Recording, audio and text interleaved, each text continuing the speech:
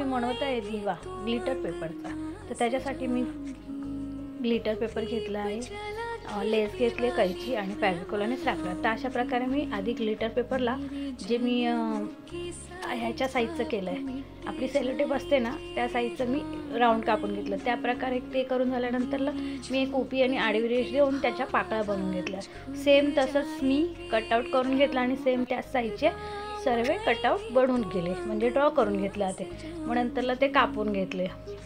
जर तुम्हाला मोठे हवे असेल तर मोठे करू शकता, मी छोटेच बनवले आहेत, पण छान वाटत असतं होतं बघा, पुढे खूप छान वाटतंय। मग माझं ते राऊंड चिपकून घेतलं मी, म्हणजे त्याच्या मला आधी स्टँड म्हणजे दिवा ठेवायचा तो पहिला आधी राऊंड बनवून घेतला। मग ते झाल्यानंतरला मी जे कटआउट केलेलं आणि माझं स्टिकिंगवालं होतं ग्लिटर, म्हणून मी त्याला त्याच पेपरला चिपकवत होती, स्टॅपलर वगैरे नाही लावलं। जर तुम्ही स्टॅपलर लावलं तरी चालेल। तर अशा प्रकारे मी त्या राऊंडला खालच्या बाजूला फॅविकॉल लावून घेतलं। मग नंतरला अशा प्रकारे मी ते चिपकून घेतले। जर मोठे मोठे केले तर आपले 10-8 मध्ये होतात, मग मी छोटे छोटे केले होते म्हणून माझे जास्त लागले। बघा तुम्हाला जसं आवडेल तसं करा तुम्ही, पण अशा प्रकारे मी बनवलं आहे। मग नंतरला ते पूर्ण झाल्यानंतरला मी अजून एक लेअर लावायचा विचार केला, म्हणजे कमळाचं फूल कसं असतं त्या प्रकारे मला बनवायचं होतं। तर एक झाल्यानंतरला मी दुसऱ्या पाकळ्या थोडा मोठ्याच बनवल्या।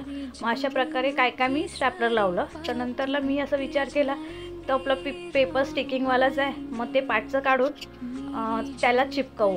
पण मी स्टॅपलर लावला आणि फॅविकॉल लावला, पण चिपकत होतं पण खूप वेळ लागत होता।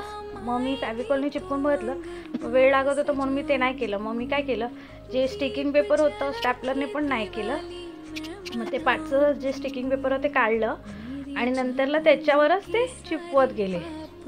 तर अशा प्रकारे मी पूर्ण केलं। आणि खाली असं जरा थोडं विचित्र वाटत होतं, व्यवस्थित दिसत नव्हतं, म्हणून मी त्याच्यावरती जे वेस्ट म्हणजे तुटलेले जेवढे होते तेवढे ते लावून घेतले। तर अशा प्रकारे पूर्ण कवर करून घेतलं त्याला मी, म्हणजे वाईट असं दिसावं नको म्हणून। मग त्याला पूर्ण कवर करून झाल्यानंतरला मी येल्लो असं हे अजून एक येल्लो ग्लिटर पेपर घेतलेला, त्याचं राऊंड करून मध्यभागी चिपकवलं, म्हणजे ते कमळाचं फूल वाटत होतं।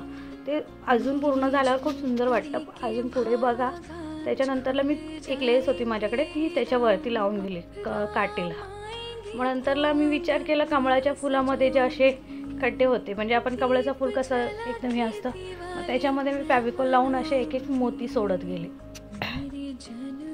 ते पूर्ण झाल्यानंतरला मी विचार केला हे असं अशा प्रकारे माझं झालं। आणि मग नंतरला खाली एकदम पूर्ण असं पिंक दिसत होतं, मग नंतर मी विचार केला आपला ग्लिटर पेपर आहे तो खाली लावून घेऊया, म्हणजे असं वाटून नाही येणार की काय चिपकवलं आहे खाली। मग मी अशा प्रकारे एक येल्लो पेपर त्याच्यावरती लावून घेतला, अशा प्रकारे म्हणजे सेम ह्याच्यावर झालं। मग ते झाल्यानंतरला अशा प्रकारे माझं पूर्ण झालेलं आहे। जर तुम्हाला आवडलं असेल तर लाईक शेअर नक्कीच करा। आणि हे इझी आहे बनवायला, आणि कॅन्डल ठेवलं तर अजून सुंदर वाटतं। मी कॅन्डल ठेवून पण एक व्हिडिओ काढलेला आहे, याच्या पुढे आहे कंटिन्यूमध्ये। बघा तुम्हाला कसं वाटलं, माझी आयडिया आवडली असेल तर लाईक शेअर नक्कीच करा। आणि खूप सुंदर वाटत होतं, आपल्याला काय घरी बसल्या बसल्या करायचं काहीतरी उद्योग, त्याच्यामुळे हे अशा प्रकारे मी कमळाचं फूल बनवलं। आणि ते मी पिंक कलरचं बनवलं, कारण की कमळाचं फूल पिंक कलरचं असतं म्हणून ते खूप सुंदर वाटत होतं असं लाईट, म्हणजे दिवा लावल्यावर। मग अशा प्रकारे मी माझं दिवा स्टँड कमळाचं फूल तयार आहे। बघा तुम्हाला कसं वाटतं, ते आवडलं असेल तर लाईक शेअर नक्कीच करा। धन्यवाद।